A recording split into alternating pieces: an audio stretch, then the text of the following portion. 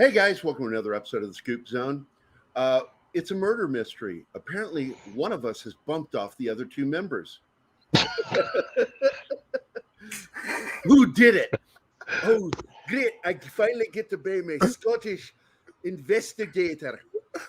Blame the white guy. It was still, he killed everybody with poison. That's my go-to. Blame the That's white your guy. go-to, poison. Yeah, you're a poisoner. You're one of those passive-aggressive murderers. I don't want to actually do the stabbing or the shooting, so I just let them die slowly and painfully when I don't have to look at them. Yeah. Heavens to Murgatroyd. Exit stage left.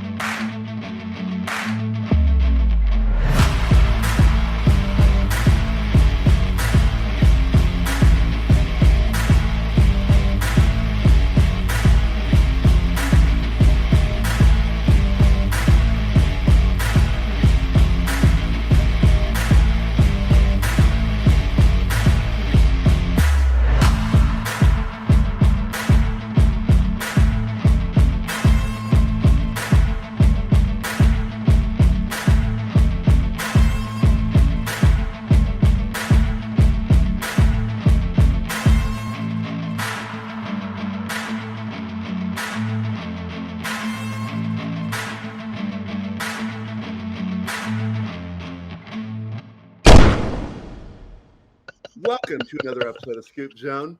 It's just the three of us, and this weekend, sadly, Sil again has. I'm not Sil. Wow. Anyway, 24/7 is having internet problems down there, and Arwen is off doing family stuff again. So we're going to probably try to work on finding another better day. Because I want to, I like having this when we're all together. It's so much fun. But we're still going to enjoy doing this episode today. Right. Because we all like each other's company. It'll probably go a lot quicker because we don't have the other people in the conversation. And sadly, I've only got a few things. So this is going to be a short episode. I hope you guys are prepared for that. Also, by the way, if you didn't notice, Keith is living in his car now. One word too many, and the wife had enough. Well, I said, get the fuck out of here. No, he's over at his brother's making sure his cable gets installed correctly.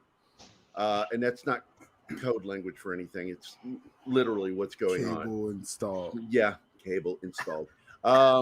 So Keith is over there doing his due diligence of being a good brother. So making sure the entertainment works. Exactly. But here we go. Let's go with our first one here. We've got it. Could you imagine this? We're actually going to have to talk about Ezra Miller again, as predicted last episode.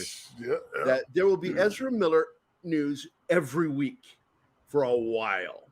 Because this isn't going to go away, this story. Got to next summer, you know. It's going to go. Man. I'm telling you.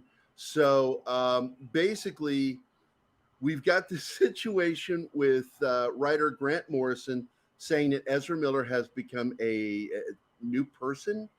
This article is written by Edwin Francisco. Let's see what we're going to get into here.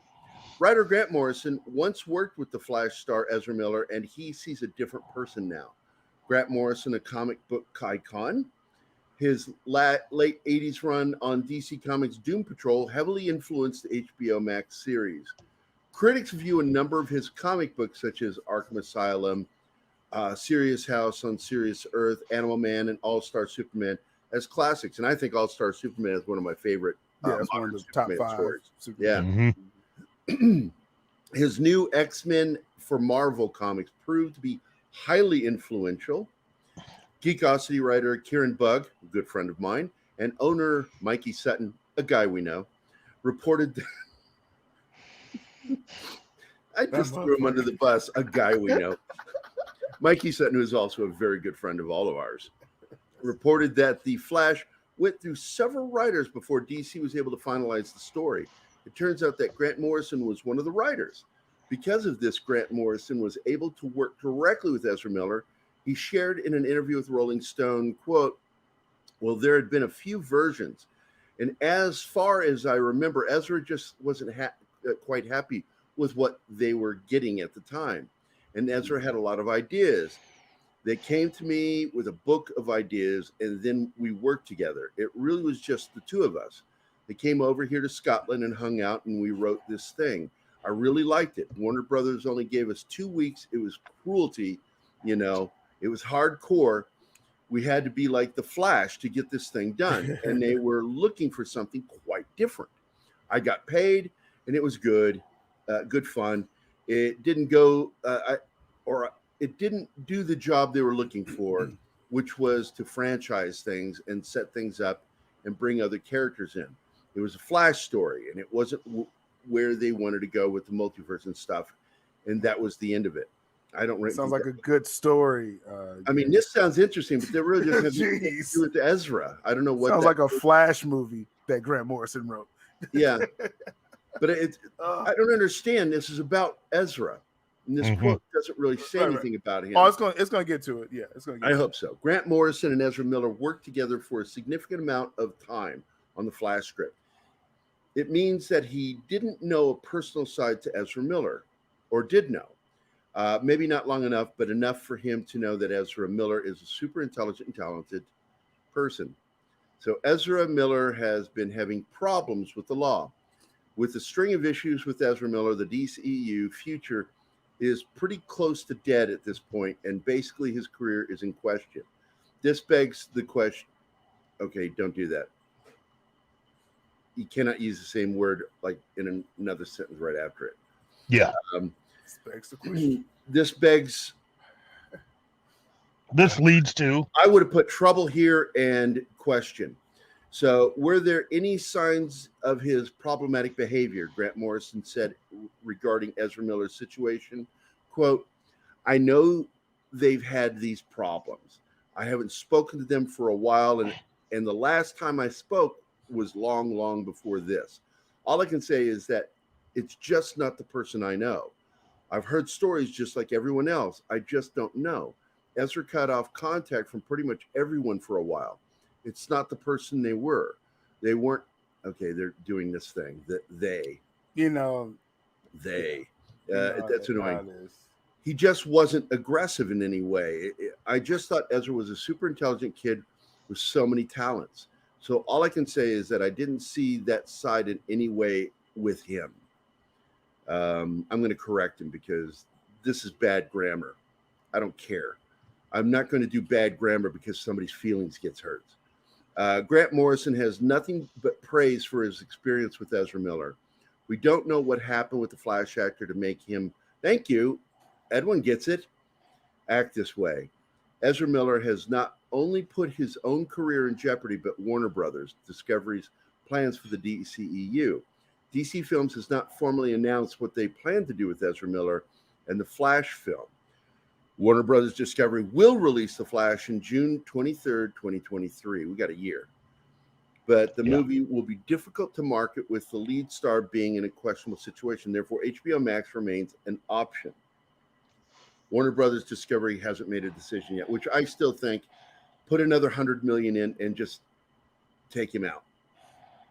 I don't mean kill him. I mean, remove him from the film. Don't take him out. That's what I would do. Yeah, I agree with you on that.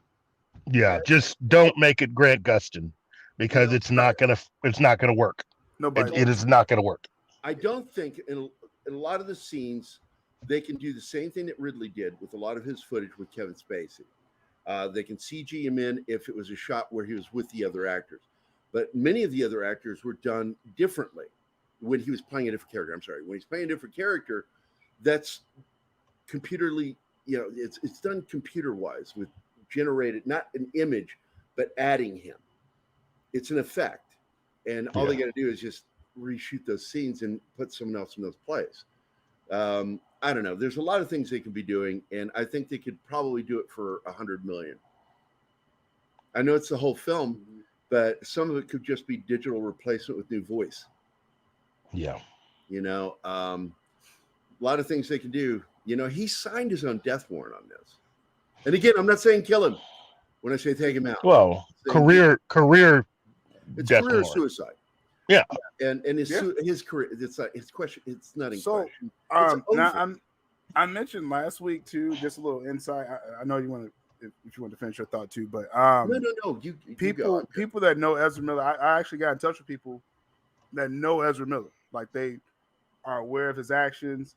They shoot down the whole grooming thing. We talked about that last week, but they say, there's some serious mental issues going on here: drug use, anger issues, and I think career sabotage. And in the grooming thing, I think it's being used in the wrong context again. Right. I believe there's grooming, but it's not the kind of grooming that people are wanting to. When they use the word grooming, when you throw it out there, where they thinking pedophilia and crazy. That's exactly what they're trying to do. And that's not what's going on. This is an identity politics kind of grooming, and it's a cultish kind of grooming. Look, if you are telling a 12-year-old kid to be 100% identity politics and doing this away from their parents, that's grooming. It's what that is. Yeah. It's just I put this on these tabloids like TMZ. But they use the word grooming, and I agree with you. Yeah, I don't like how they're, because it's like, sexual context, and it's if they're taking themselves out, it should be by their own behavior, not by fake accusations, right? Because they're taking themselves out because of the self-destructive actions, right? Ezra's taking his own self out. But I don't like the extra piling on that. But the people that know him, basically they're saying, he's letting all this blow over, like new accusations. He's like, whatever, I'm gonna go smoke some more and kind of, live like a hippie. And I'm just like, geez, man, like y'all not really helping either. But it's like, so I think it's the kind of the company he's keeping as well. Right. He's killing. Well, look, a lot of these people gravitate towards enablers, and enablers, people that are always like, I want to be proactive all the time and support you. Well, a majority of those fucking people that act like that are technically fucking enablers. They ignore a problem in order to support the person's feelings. And when you support feelings over their mental health, you're a fucking enabler. So, but we don't need to go on because we got more with him coming. Yeah, it's gonna be more stories popping. More Ezra Miller. They said that too. They said more accusations are going to pop up, and that last one did with the guns and stuff. Right. So more to come. More to come. So here we've got this story. This one's by Mikey Sutton, our good friend, and this guy we know. We know him sort of. Oh, man. And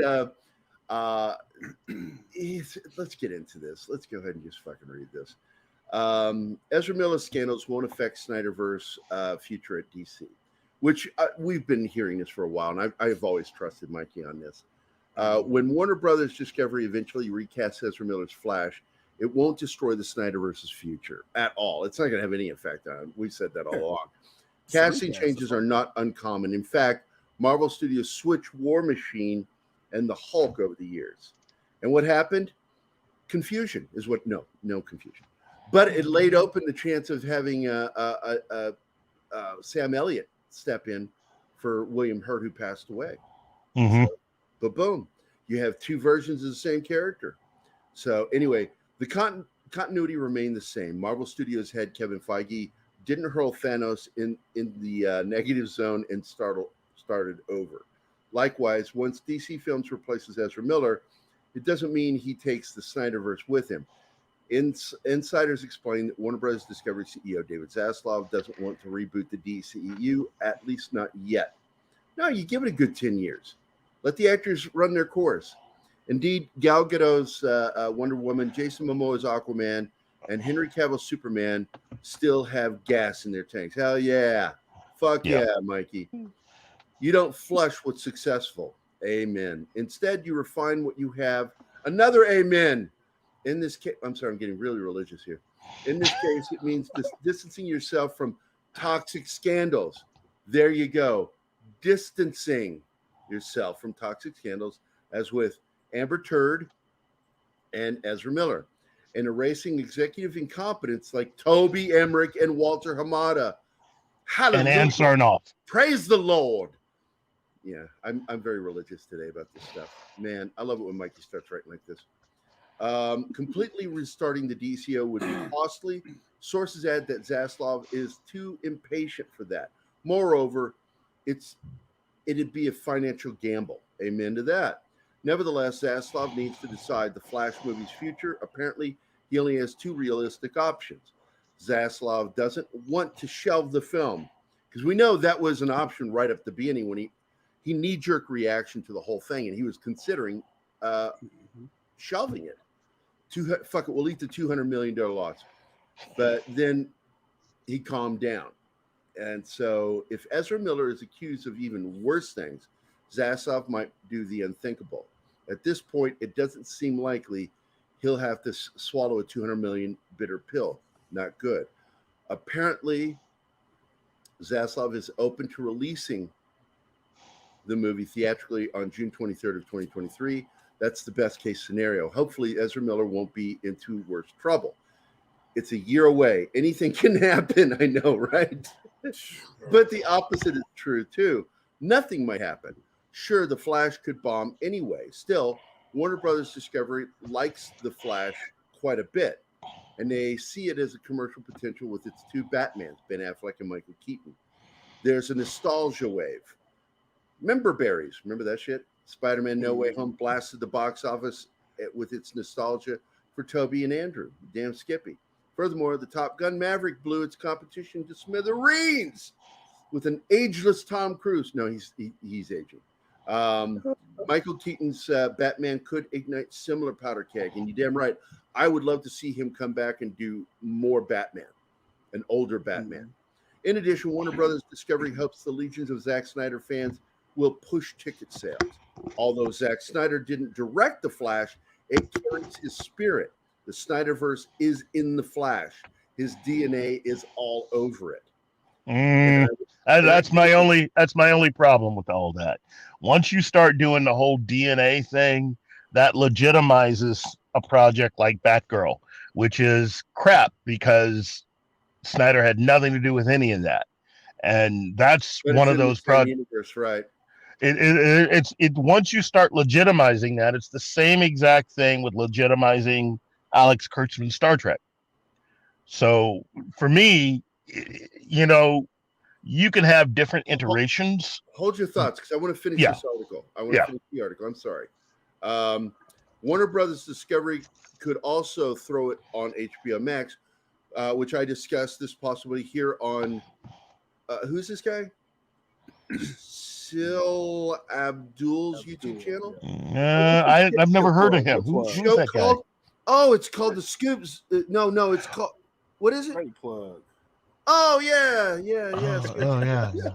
Scoop Center. Let's get those clicks up. I'm giving you shit. But and if you guys don't get a chance to go check this out, I'll make sure to share the link in the chat when this airs on Tuesday. Apparently, Zaslav views this as the last resort. On the other hand, the pressure is on to make the decision soon. Yeah. They've got to. Given that he can go either way, why doesn't he bring up the possibility of reshoots? Because that is an option.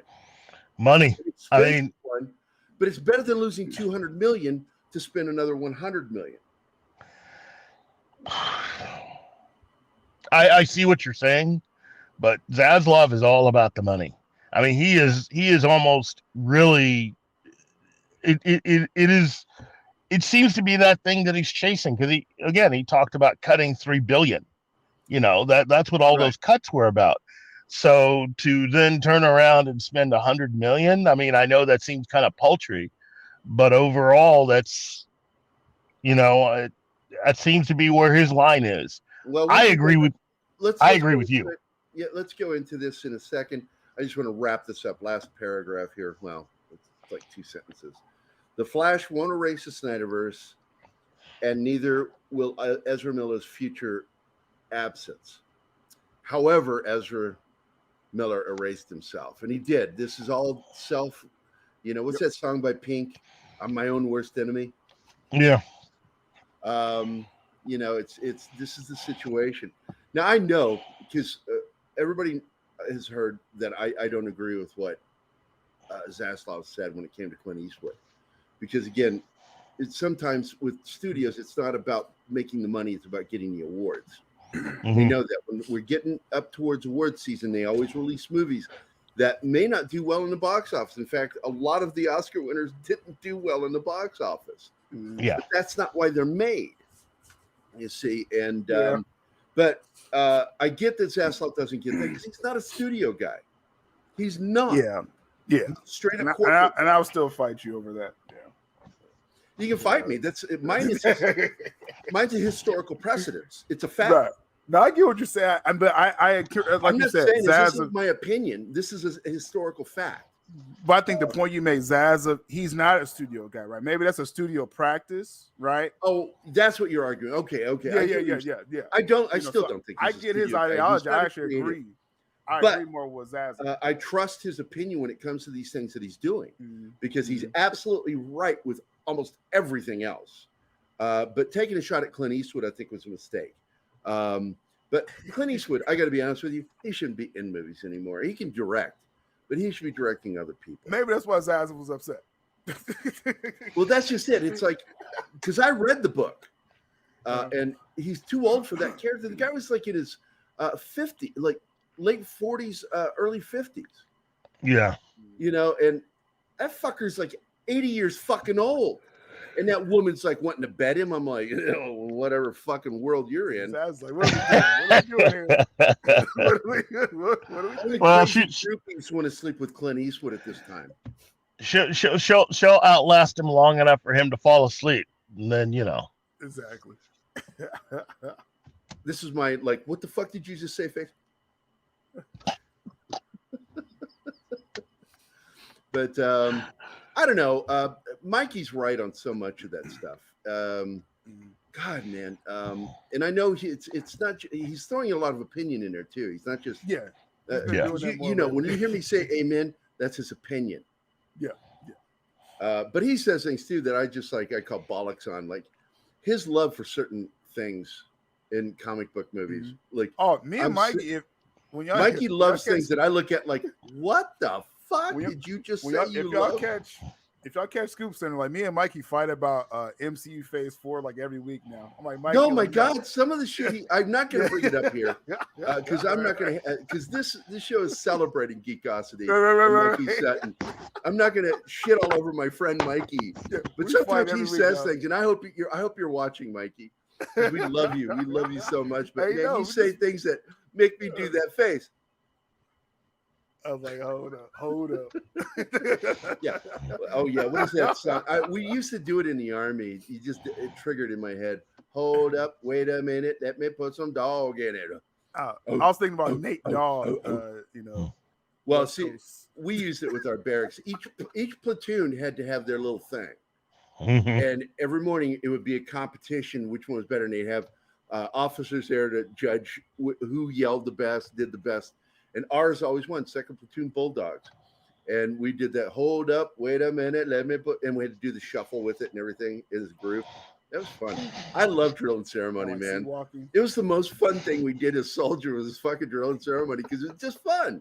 It was just stupid shit. But what does it mean as a soldier? Not a fucking thing. It has nothing to do with what I do as a soldier, but I fucking love it. It's fun. And that song, Bulldogs, second platoon Bulldogs. Ooh! Anyway, so here we go. We have another article here. Unless you guys have anything else to add to the Ezra thing. I mean, it's going to be more next week, right? Yeah, because we're going to get more. We're getting more. But I want to do so. We've got a lot more DC stuff here, so let's hit this one here because I'm very intrigued that they chose to use his Batman in the prequel comic for the Flash. What do you guys think? I like it. It definitely helps to put out there that the Snyderverse is alive and well, which is what they should be doing. In fact, they should be leaning way into more Snyderverse related stuff. I think if you're going to have a preview comic, yeah, you put Batman in it. You also make an appearance from Aquaman and Wonder Woman and Cyborg. Definitely Cyborg. Mm-hmm. And you just try to keep it about as alive as possible. You know, if everything hadn't have been messed up after the release of Justice League and they hadn't basically gotten rid of DC Entertainment the way that they did, everything would be in house. You would be leaning heavily on DC Comics helping to keep the Snyderverse alive and putting out more than just this one comic. You'd have comic tie-ins to all of it. The article, Keith. You I'm sorry. Going, man. Sorry. Save it for the post thing. But we also want to go back to what you said about Cyborg, because even though that's not this article, or this article, when I point that way, we need to discuss that because the regime change means he's back, and people haven't talked about this. Yeah. So let's get into this article. This is by that guy, Mikey Sutton, that we kind of know. Ben Affleck's Batman looks awesome in Flash tie-in comic. The Flash movie's prequel comic reveals Ben Affleck's Batman look in the new film. None of the Flash footage has included Ben Affleck's Batman. DC Films will unveil that in a future trailer. So here's a preview, and you can click on that link on the article. Well, kind of. Certainly, star Ezra Miller, troubling behavior and legal difficulties created issues for the Flash. But Warner Brothers Discovery hasn't decided its fate yet. Well, will they release it theatrically or HBO Max its final destination? I still think there's a third option. In the meantime, The Flash, the fastest man alive, #1, offers a sneak peek at Ben Affleck's Batman. Of course, even that caused controversy. Oh, come on, man. He even said it. He said it. Come on, man. Oh, yeah. Come on, man. That stupid cover. Which one is the cover? Well, yeah, he's showing the Batman part, but the naked one. Ezra Miller, yeah. Oh, it's that one. Why would they do that? Yeah, they need to. But he'll talk more. I'll let you get through the article. Yeah, somebody must have cursed the Flash. You couldn't script this kind of bad luck. Then again, it's probably just poor decision making. Imagine that from DC Comics. Unbelievable. Can you believe that happened there? The Flash's director, Andy Muschietti, drew its polarizing cover. Miller is naked, or rather, his likeness is in the buff. He's throwing on his costume, his hands just barely covering his family jewels. He has this is fucking moronic. Are you serious? This is crazy. Andy drew this? Yeah, that's why I'm like looking at him like, bro, what's going on, Muschietti? Like, that's insane. Why would you have him? Oh my God. The image landed in. You hire a cover artist. Yeah, the image landed in the middle of Miller's. He's actually a good artist, but it's just, why are you depicting Ezra Miller in this way? It's just dumb. Even without all the fucking shit going on with Andy Miller. Yeah. I mean, Ezra Miller. This is fucking stupid. What a dumb cover idea. The image, I thought it was a joke when I saw it. The image landed in the middle of Miller's latest tabloid headline, so it wouldn't have mattered. It's bad. I laughed at it because it was bad. It also offended others. It's not offensive. It's just dumb. It's just about the wrong timing is really what it is. But it's not just that. It's also a dumb cover. Thus, DC Comics pulled the cover before the Flash could pull up its outfit. Okay. All that, it's just snarky, Mikey's regular snarky little snide comments that are funny. All that overshadowed the coolest aspect of the previewed images. It showed Ben Affleck in his armored Batman costume. Batman and the Flash are fighting a villain called Girder. I actually prefer the first version of Batman costume without the armor, where the armor is underneath the cloth. Yeah. However, this is a prequel. The Flash movie won't show the scene. Nevertheless, it fires the imagination. Fans yearn to see Ben Affleck's Dark Knight again. In fact, Zack Snyder's Justice League increased that desire, and I agree wholeheartedly. Seriously, Mikey, get a proof editor.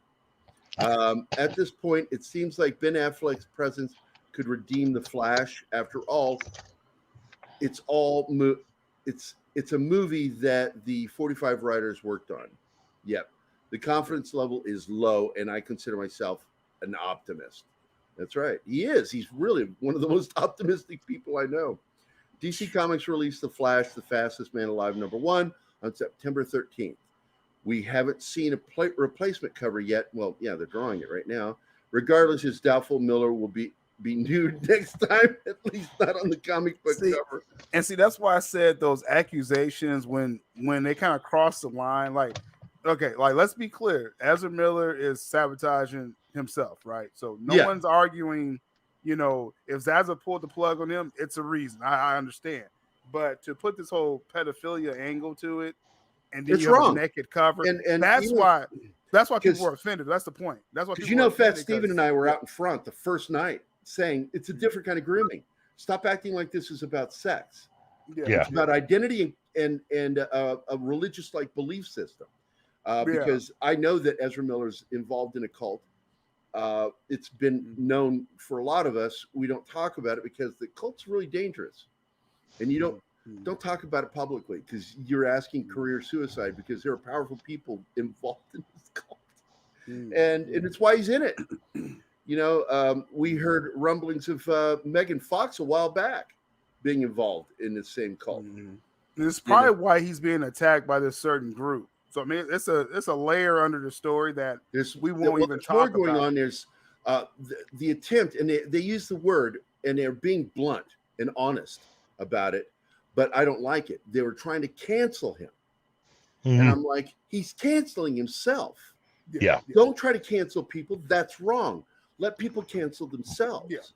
I don't agree with canceling people at all. You know, I think that's a fucking shitty way of going, and I find it funny. A lot of the people that were pissed about Johnny were jumping on the bandwagon about Ezra. Yeah. I'm like, look, man, you can't have your cake and eat it too. Very weird. You have to make if you are going to make yourself take a moral stand on something, you need to be consistent about it. Exactly. And look, man, I don't fucking like Ezra Miller, and I think he should be fired because he's bad for business. I'm not doing it because I don't like him as a person. That's all it comes down to. It's business. He needs to be fired. You know, he's hurting the IP. He's hurting the company. You know, and guys like that got to go. And this is the problem with Hamada, to a lesser degree, more Toby Emmerich and Ann Sarnoff, because they knew there was a problem with Amber Heard and with Ezra.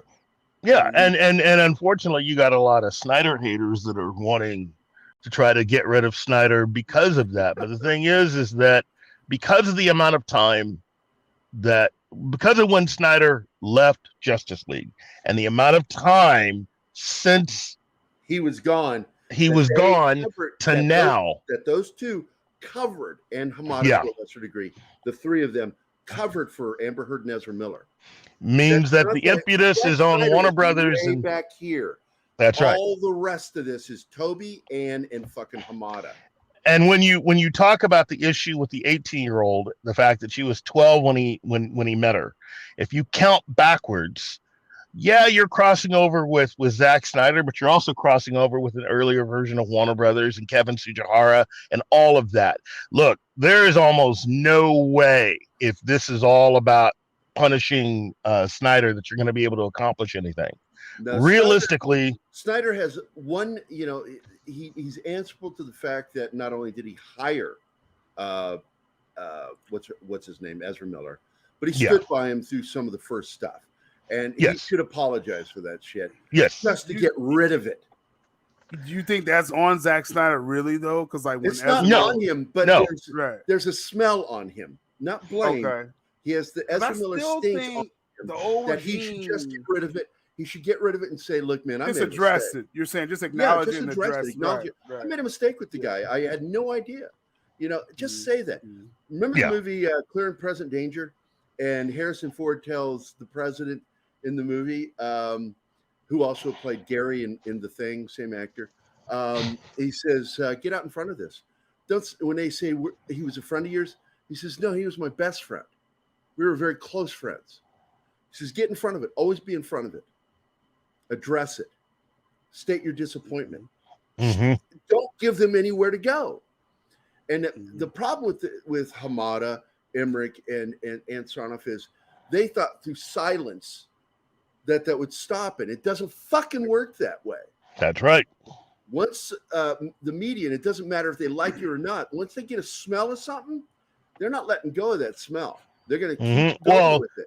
Eventually it comes down to once the music stops, who's not going to have a chair to sit down in? Yeah. And that's Zack the way Snyder it works. Has one. Zack Yeah, Snyder he doesn't even have to worry about playing the game because they kicked him out of it. So from the moment he left, it's not even a matter of whether or not he's going to have a chair. All he has, and it's not blame. I hate using that word. Any connection to was hiring him and defending him up front. Mm-hmm. And the fact is, all he has to do is say, "Hey, man, look, man, I made a mistake. Like Grant Morrison, right? Who would know this guy was insane, right, and would do shit like that?" That's right. Because look, go ahead.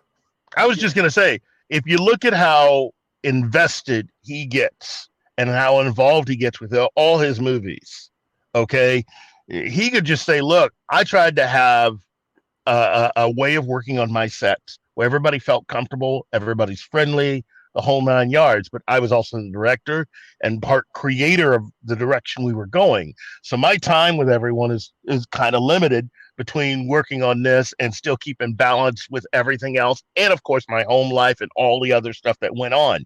So I only knew so much. But I mean, I thought we were friends. I thought we, well, there you go. We're That's good. How you do it. It's like, blaming people for being friends with him and trying to help the guy. It's wrong. What I think Zach's waiting for something more official though, right? Because Zaz have leaked that out as far as, hey, Ezra won't be like after this Flash film, Ezra Miller's done, right? They leaked it out for a reason. Right? I think everybody is. I think everybody is. A lot of the people that haven't said anything about Ezra, who have said things about other people. I'm looking right at a certain young actress right now. They're waiting until there's something definitive. And then once that comes out, then you're going to see all these people kind of. And they're going to address it just like Grant Morrison, I believe. He'll be like, man, I didn't know this wasn't the person I knew. Example, because it's that's exactly a good way out of this addressed. for Zach. Be like, this isn't the guy that I hired, right? He's not the same person. And that'll be it. Yeah. And that'll pretty much leave everyone else high and dry. Because Ann Sarnoff and Walter Hamada and Toby, look, you guys had the power to be able to hire your own. I thought we were done, and I put that up there. Okay, that was really an ending to the conversation. Sorry, okay, buddy. That's a fair point though, because on set of this Flash film, Keith, Ezra was having tantrums and anger issues. Well, you can hire people to do background checks when you hire them. That was Warner Brothers' responsibility, and so somebody dropped the ball. Oh, and this does remind me, because I said we need to talk about it at the end. Thanks for reminding me, guys. Cyborg. Yeah. You guys are fucking no use. I swear to God. No help. No. We've been flowing pretty good. Cyborg. And I want to go back to something you said too, Sil, because you brought up Graham Wilson. Cyborg, I think, is interesting because now that everybody who didn't want to work with him is gone, when are we going to get an announcement he's back? That's interesting, right? Because as active as Ray Fisher used to be on social media, like against Warner, he's been quiet. I subbed to him. He's been very quiet. He's been celebrating every firing, right? He did the Toby tweet. He did the tweet of everyone else connected with him, right? So I think something's coming. He's been praising WBD the whole time. He's been praising the whole time. I predict that in the next few weeks, and I mean less than a month, we're going to get something about him being back in. If he's in that comic, if you see Cyborg's character in this comic, I think that'd be a good signal change right there. Right. I think that really would regime change. Yes. So, but and then what did you say about Graham Wilson? You said something about Graham Morrison. Wilson. Oh, Morrison. That was weird. With the writer. First. Okay, so I. But yeah, as far as just like, I think that's a stance everyone can take going forward. Is that, like you're saying, Zach should speak. I honestly, I don't feel Zach needs to speak up, but. If there's like a stench around this, he could take that same approach. Well, I just didn't know this wasn't the guy that I hired, right? This is what Grant Morrison exactly. This is the guy and it's the exact same thing. And once again, it's just like I said, it's getting out in front of the story and cutting it off. Yep. You're going, look, that's it. There's nothing more to add to this. That's it. I made a mistake. Own your mistakes in this life. It's okay. It's okay to make mistakes. Even if it's not like a total mistake. I still don't think Zach made a mistake with this. I think it was a mistake when he stood by. Issues.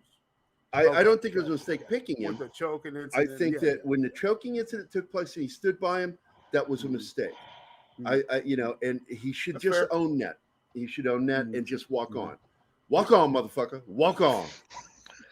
And for the last DC story here, which is by Edwin Francisco, James Gunn hints at new project with Margot Robbie's Harley Quinn. Once again, as we've said, and I predicted this even before Mikey said it was happening, that he was going to be relegated to television because his movie tanked. In fact, I thought they would close their contract. There was a potential for ending the contract with him because that was DC's history of doing shit like that with Joss Whedon. And but that was a smart move. I actually think James Gunn's got some great ideas. I just don't. My problem is, and Mikey and I are 100% simpatico on this. What he does is parody. It is not canon. Stop acting like it's canon. Parody. So James Gunn hints at new project with Margot Robbie's Harley Quinn, which I think would be great.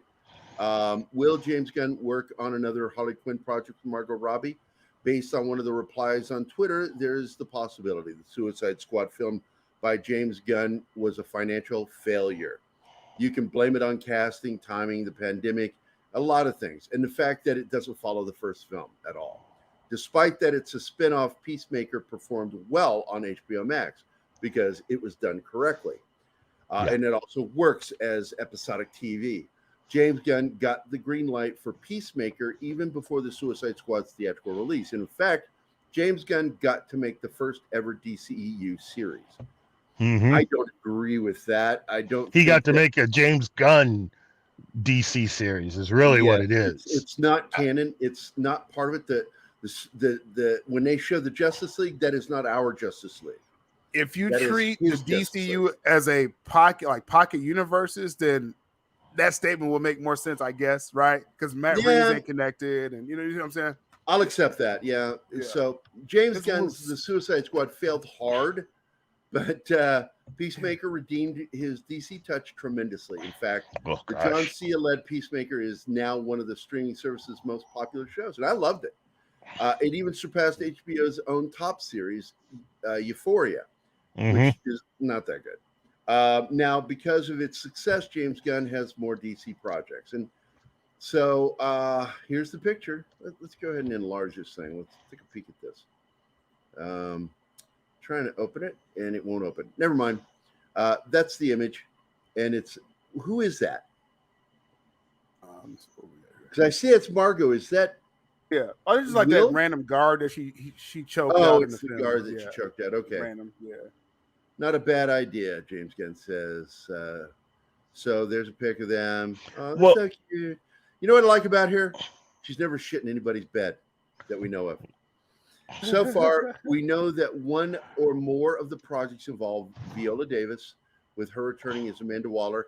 I hope in a correct, because she was Amanda Waller in the first movie. She was not Amanda Waller in Peacemaker or in the second film. I'm kind of worried about this project, but yeah, we'll see. Yeah, at the moment, these projects are in the very early stages of development.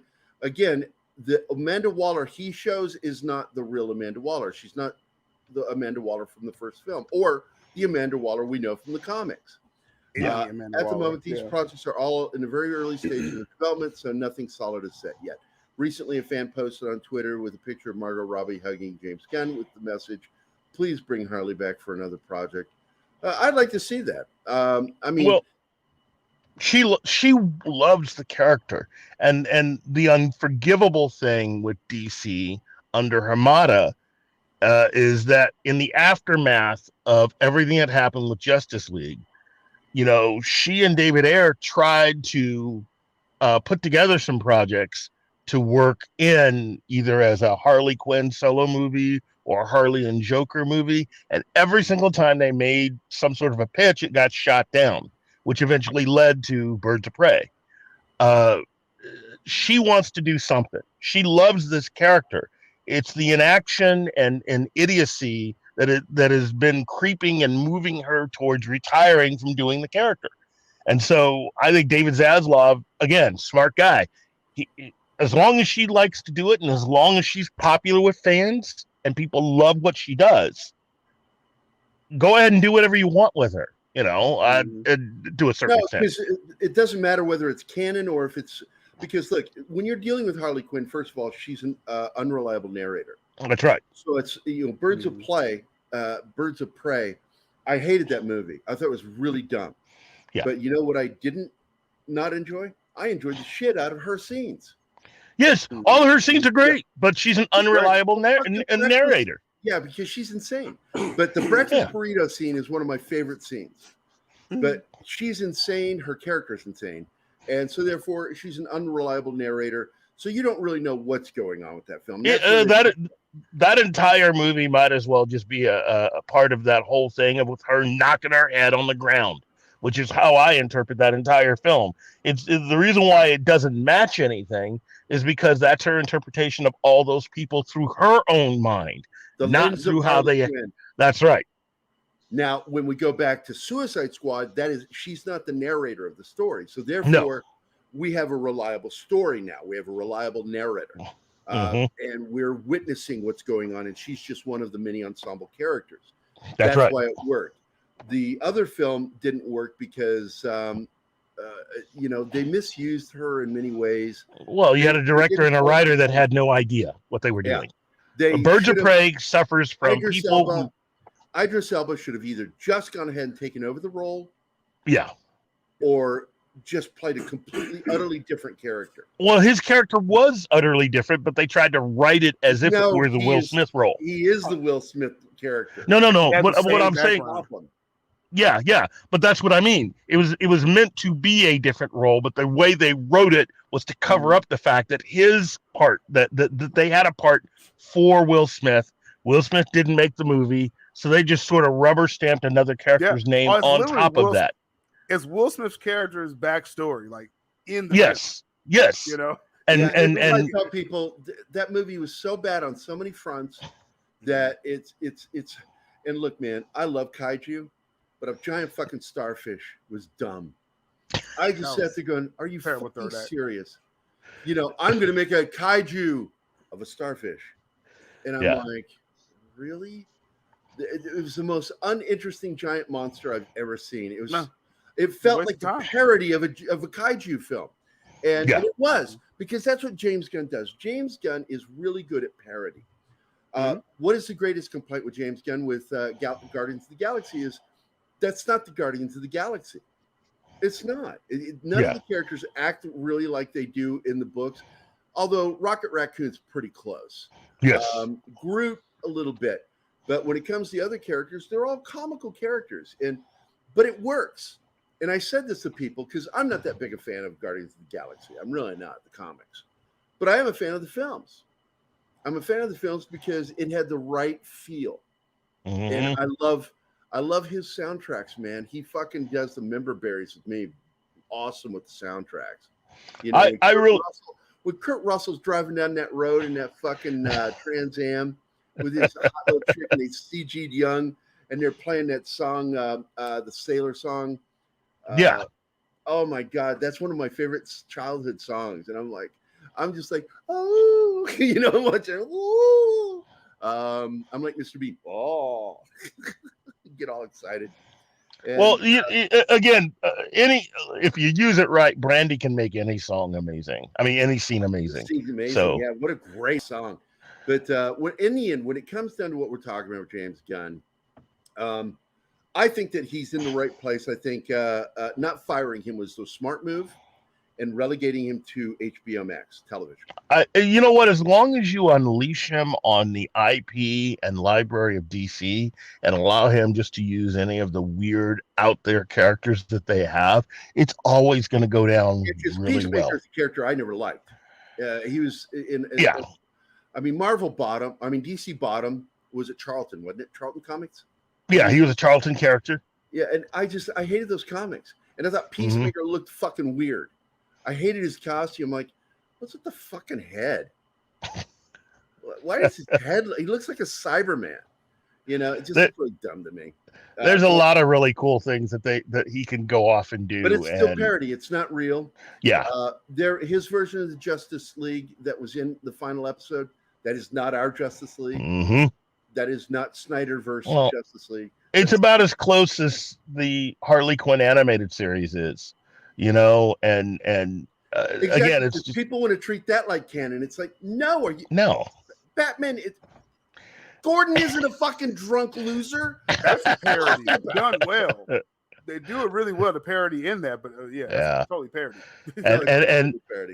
And those who haven't heard yet, new episodes begin next month. Coming in July, new episodes of Harley Quinn. Series. I love that series. I love that series, yeah. But anybody who fucking knows comics and knows how things work knows that that's not canon. And I'm so irritated with people going, stop it.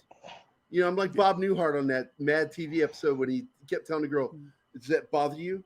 Is it something, am I getting all the information from you that when you do this, it causes you discomfort? Yes, doctor. Stop it. Stop doing it. That's what I want to say to people that say stupid shit about DC. You know what? The way DC comics are now, if they do comic book versions of the animated Harley Quinn, that'll probably be the best thing they ever do. Oh my God. They should totally get some good comic writers that know how to write comedy. And I'm telling you, maybe get the writers from the show. Fuck it. Get them writing the comic. Yeah, that would improve sales by a lot. So I'm telling you, that would be some money right there. What do you think, Sil? As far as repeat that. DC Comics, DC Comics doing a comic run of the animated series of Harley Quinn. I think they're kind of cashing in on it already. I think they already got a run of that going. Actually, do they? I don't know. I stopped reading comics in '86. These are the same character styles, so because they people ship that Harley Ivy relationship, so I think they put that in a comic run as well. So, which is smart. And it's smart. It's money. I think it's good money. But the fact is, once again, it's not canon. Yep. So you guys out there that do that, stop it. Stop doing it. Stop it. So anyway, let's move on to some other things. We'll go to Marvel. We have one Marvel article I thought was interesting.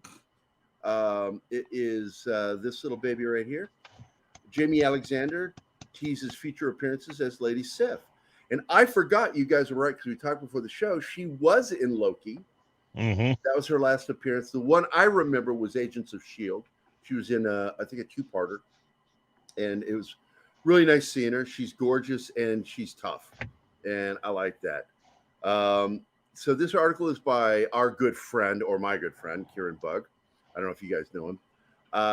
Kieran wrote, Jamie Alexander teased her return as Lady Sif in a recent Instagram post. Thor Ragnarok delivered the franchise as a much-needed revamp. Now, I don't agree with that, Kieran. Now the God of Thunder has soared higher than ever in popularity. In fact, Thor Love and Thunder has electrified social media. Not always in the good. There's a lot of negative out there about it. I would say a majority of the stuff is negative.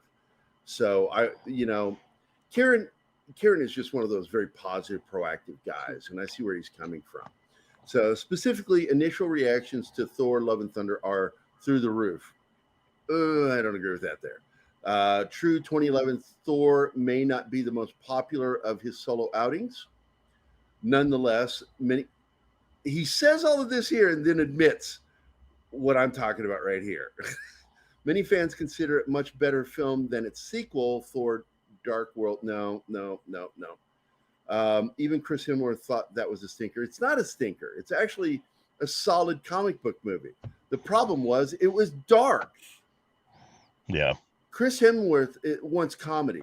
Chris is a funny guy. And he wants to do more comedy. And that's why he wants more stuff like Ragnarok. And I get it. It shows his comic chops. But the thing is, he's forgetting he's playing a character that needs some reverence. And my problem with the way that Taika Waititi does things is he's an irreverent person. In life, he's irreverent. And irreverent means lacking reverence. And you need to have some reverence for some of these characters. And Taika doesn't have any. he holds no reverence towards anything in Marvel Comics. Everything him is a lead up to a joke, a punchline, and it bugs me, And he's trying to make it like a parody, but he's using canon to do it, and so therefore it's canon. But it's weird because it doesn't match up with everything else. And what Kieran's saying here, I don't agree with at all, because these are canon. What he's talking about, these aren't in their behavior, but they're being made canon because of the way he's using them. So, though that doesn't mean those films didn't have their merits, it still delivered a well-crafted, faithful adaptation of Thor's origin story. He transformed from arrogant oaf to selfless hero. But that's not really what we get with Taika Waititi. We get something else. And then he continues, moreover, both of those movies also introduced several standout characters. And I agree here. One of those characters was Jamie Alexander. Jamie Alexander portrayed the beautiful, badass Asgardian warrior Lady Sif. Sif played a major role in the first two Thor movies alongside the Warriors 3, which was great stuff. Yeah. How somebody can criticize that, I don't understand. It was good fucking stuff. People are criticizing that? Yeah, Kieran was. Kieran was giving his opinion. Yeah. And in addition, but he's saying other people criticizing it, including Chris Hemsworth. I'm like, Chris Hemsworth wants the focus on what he likes, and he likes comedy. And that's a fact. It's a known fact about him. He loves comedy. That's why he did Ghostbusters. He wanted to have a chance to do his improvisation. But anyway, he talks about her appearance in Agents of S.H.I.E.L.D. Lady Sif was sadly absent from Thor Ragnarok. At the time, Jamie Alexander was filming her popular TV Blind Spot, which I enjoyed that show. The series devoured her time, no go. And it's sad because I don't think it got a second season. I think it got canceled. But it was a damn good show. Ironically, I think it got 3 or 4 seasons. Oh, it did? That show. What show am I thinking of? I'm thinking about another show, The Spy Show. It was a spy show, and I guess it wasn't her. I'm thinking about another one. Anyway, I'm going to remember the show. I'll find it in a bit. Blacklist? No, it was not. Oh my God! What is? I need to go on with this. Ironically, this was actually a blessing in disguise. After all, the Warriors 3 met a gruesome demise in the movie. Had Lady Sif returned, she easily would have met the same fate.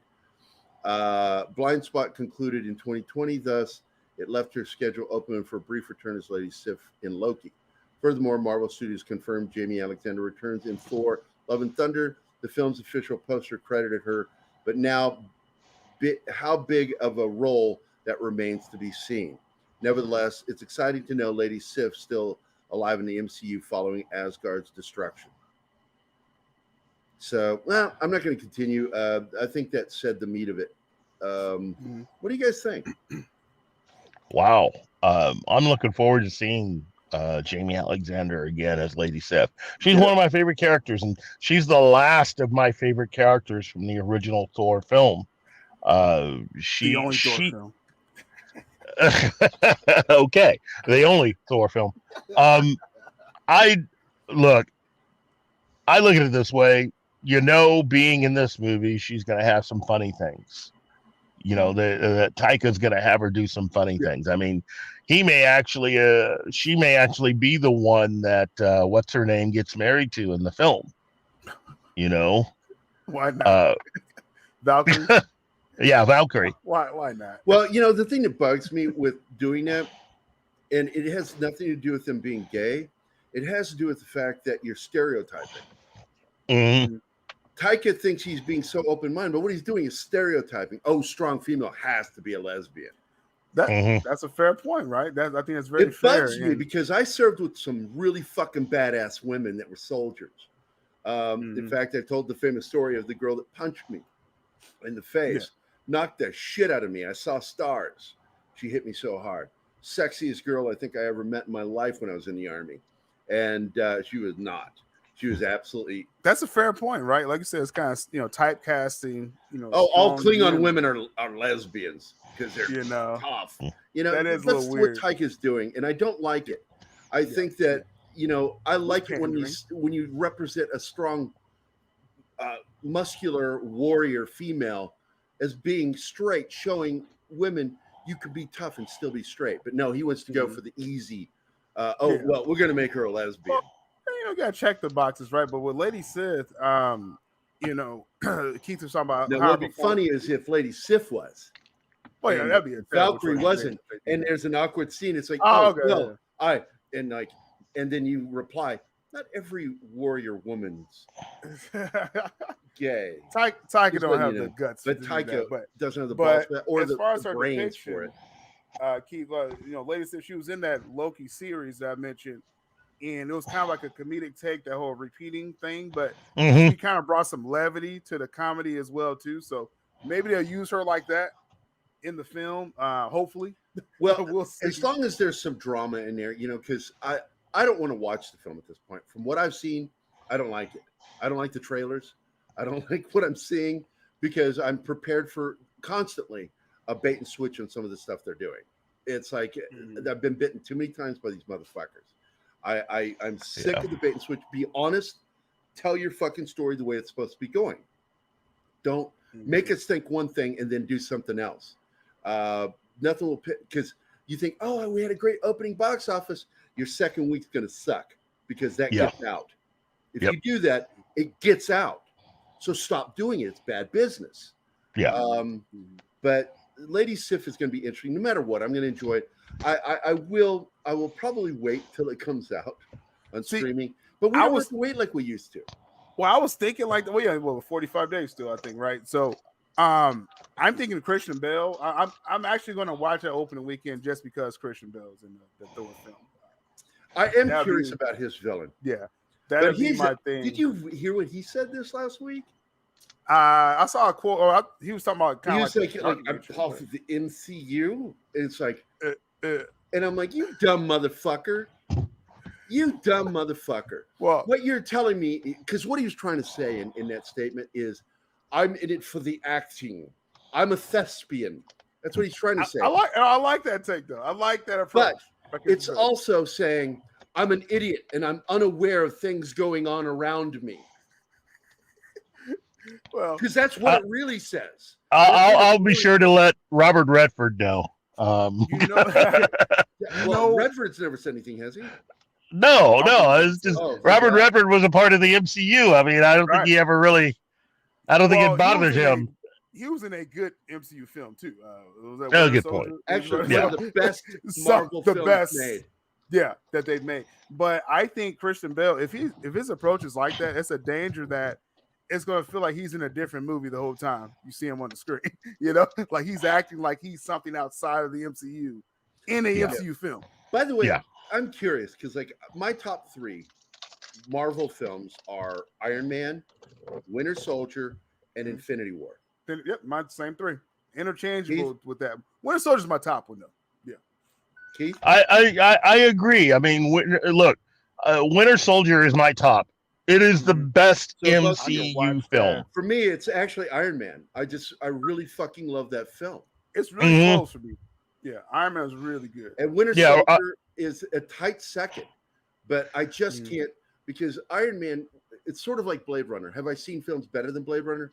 Yeah. But the fact is, Blade Runner will always be my number 1 favorite sci-fi film of favorite film of all time. Yeah. Iron Man is my favorite Marvel film, and because it was really the first MCU film. It started all this. It started the whole thing, and Favreau did such a great job with that film and brought us Black Widow. Yep. Yeah, the next one he did. Yeah. But oh my god, that film was nearly perfect. But like I said, Winter Soldier, man, the tone of that film, I'm like, I never seen Chris Evans better. I just got goosebumps. Black Widow's in that one, and Winter Soldier. The scene when he says, and it was improvised, and I just get goosebumps again when he says, because you don't know what he's going to say when he stands up in front of those microphones. He says, Iron Man. I am my Iron Man. And I was just like, oh my God, he said that was a cool way to end the film, right? Yeah. Then you had the post-credit scene, the first post-credit scene. It's like, oh, this is cool. Jackson. Like, well, that wraps it up for this week, boys and girls. And theys. This is Pop Culture Minefield, the Scoop. So today with Sil Abdul and my partner in crime, Keith Moncrief, and we're signing off. So, as we old people love to say, get off our lawns. Hey guys, thanks for watching Pop Culture Minefield. If you've enjoyed the show, please make sure to like, subscribe, and don't forget to click the bell icon for updates on our shows and channel. Also, please leave a comment, and we'd like to know what you thought of the episode, as well as letting us know if there's something you'd like us to cover in a future episode. Don't forget that you can become a member of Pop Culture Minefield now. Make sure to visit our membership page and merch store at popcultureminefield.com. You can always find Pop Culture Minefield on Twitter, Facebook, Instagram, YouTube, and Twitch.